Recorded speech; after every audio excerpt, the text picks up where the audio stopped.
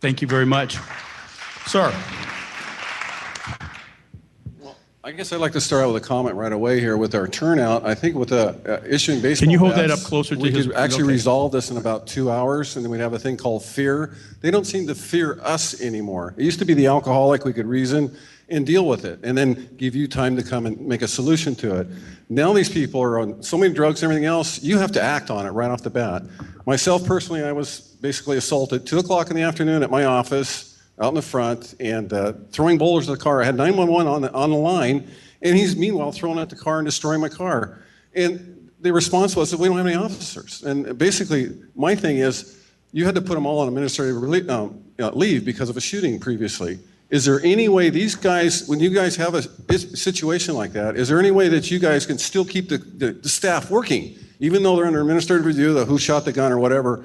I could have used one at that time, but 8 o'clock that night, the officer did respond to it after a 2 o'clock incident, but that was it. And then it happened again a week later, but now I have my own weapon, which is a big stick in the back of the truck, and the guy approached. There was no stopping him. He was just gonna, the second whack of the truck of my stick, he stopped and made a decision and turned around. So what it is they don't fear us, and they also don't fear you guys. No, they don't. And they know that they can do something, because it's gonna be 4 hours before you get there. But if they knew that we will do something right now, and they better get the cops here to stop us from doing it, that would be great. But we have the fear of blowback from these guys. We'll get a lawsuit because there's an interest in us because we have money. They don't. So the thing we fear is that if we do an action here, we're going to get in trouble. They're not. They're going to walk. We're going to get in trouble. So there's no fear, there at all. They don't care. I think, sir, let me... response time, because there's a couple but I haven't got a questions here. chance. Yeah, we have response time, and second is that you got to be able to take care of ourselves until the police get there. What are the parameters for being able to defend ourselves out in town? Because it's going to take a while for the police to get there. And if they had the message that they know that we can do this, that they're going to ask for your help, I think things will change a little bit. But Okay. they got to know that we're going to do something, and to stop us from doing it, they're going to need your help now. And maybe they'll stop, and there'll be a fear not to do it anymore. I don't know. Response time, and then what we as citizens can do to legally defend ourselves. Let me address the response time issue, and I'll try to be as blunt as I can be. The Reading Police Department in a 3-year period has gone from about 83,000 calls for service per year to a point where we're going to push about 96,000 calls for service this year. It seems to me that it's an infinite number of calls and a finite number of resources. Kiddo, you want to sit down for a minute so I can see him? He's doing the wave over there. He looks a little loaded. So a minimum shift for the city of Reading is for 60 square miles and 90,000 people is 7 cops. So from 6 o'clock in the morning, and I hesitate to put this out too much because I don't want the criminal element to know, but from 6 o'clock in the morning till 2 o'clock in the afternoon, there's 7 cops, a sergeant, and a lieutenant out answering calls for service. At 2 o'clock, another shift comes in with another 7 cops, so that's 14. Unfortunately for us, if we make an arrest, that means we got to go to the jail, and that takes about an hour or so to book them into the jail. If they're injured in some way, shape, or form, they got to go to the hospital. That takes 3-4 hours to get a clearance to be able to take them to the jail.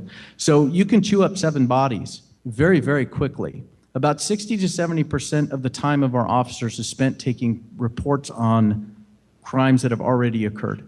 So what we do is we prioritize calls as they come into the Reading Police Department, 0 through 4. 0 and 1 are those emergency calls and crimes in progress, and yours would be a crime in progress. And if we can't respond to that, it means that there's just not anybody available. Is that the customer service model that I want to deliver to this community? No, it's not. But I'm trying to give you guys the reality of where we are. Right now, with the violence that's being pointed not just at the community, but at my officers, every time we have an officer injured, we file a law enforcement officer killed or assaulted report, or a LEOCA report. 2 years ago, we filed 25. Last year, we filed 47. At any one time, 10 to 15% of my patrol force is off on knee, back, shoulder, and other injuries fighting with violent criminals. And they're fighting with them by themselves for a longer period of times, and they're getting injured, and the suspects are getting injured because we can't do the dog pile anymore. So I'm very concerned, I'm concerned with your safety, I'm concerned with the safety of the community, and I'm concerned with the safety of my officers. Fortunately, to this point, we've won those violent fights. There's going to come a point in time that I fear where we're not, and that scares the hell out of me as a police chief.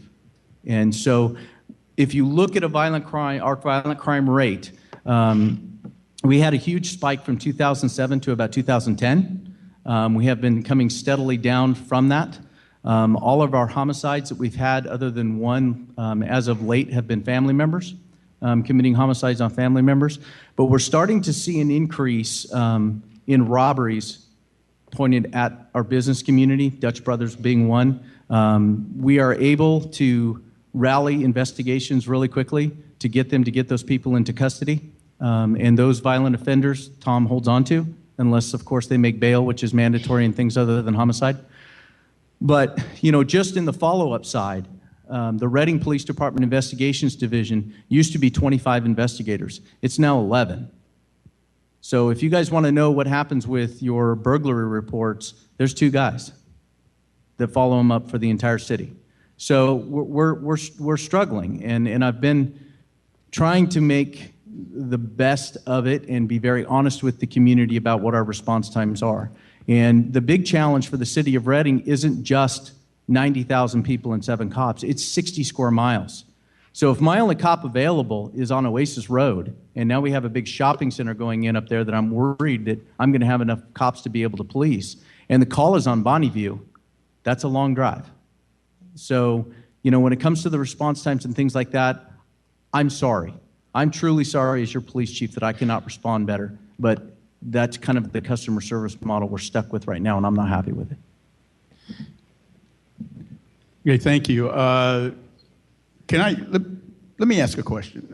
For our highway patrol, we see that highway patrol in a number of areas. Is there any way that you can surge people into the area at all to help? So, because I'm thinking of some kind of synergistic effect, if you got some people there, maybe Anderson, I'm not saying that Anderson isn't short, but is there a possibility that the highway patrol can help out for short periods of time? The answer to that is yes, we do. Matter of fact, the other night when Reading Police requested to respond to a violent incident on South Market Street, which you guys probably read about in the newspaper, our officers responded and stabilized that situation for the police department until they could get officers freed up to respond. You probably also routinely see our helicopter and our airplanes up in the air. We assist Anderson Police, Reading Police, and Shasta County Sheriff's Department a lot. So you're all the way through here. In other words, that we're all working. You all are all working together. Then the sheriff, our Anderson, Reading, and our highway patrol. Then. Correct. And when we get a call for service from the police department or our allied agencies, if we have our personnel available to assist, we always do.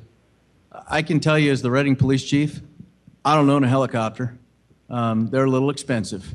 But if you see a helicopter over a law enforcement incident, it belongs to the Highway Patrol, and they don't bill us a dime. So we're very fortunate to have them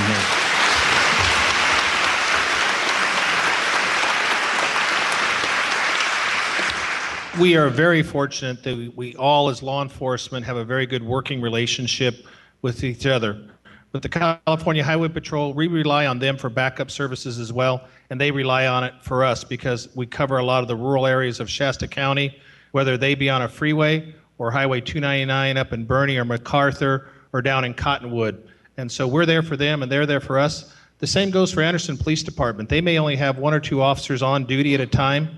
One could be at the jail, and then their other officer that's on the street is responding to a domestic violence. Our officers from the county, if they're available, they're running in to back up their officer, and sometimes his officers come out to Happy Valley, down into Cottonwood to back up our officers because we have very slim staffing for the Reading area, maybe 3 to 4 officers and a sergeant that are covering basically from Lakehead down to Cottonwood, Platina to Shingletown, so it's pretty slim.